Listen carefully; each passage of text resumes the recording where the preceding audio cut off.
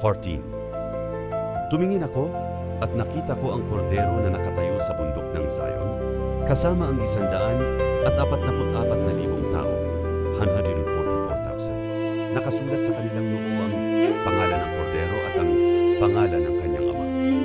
Taban, at narinig ko mula sa langit ang isang sinakas ng umaragasang tubig at dagundong ng kulog.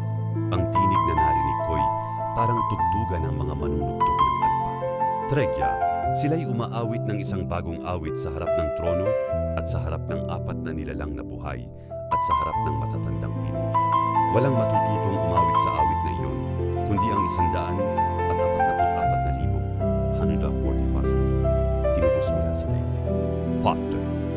Ito ang mga lalaking nanatiling walang dungis at hindi nakipagtalik sa mga babae. Nanatili silang mga bebel. Sumusunod sila sa kordero saan man siya magpunta. Sila'y tinubos mula sa buong sangkatauhan bilang unang handog sa Diyos at sa Panginoon. Handa, hindi sila nagsinungaling kailanman at wala silang anumang kapintasan.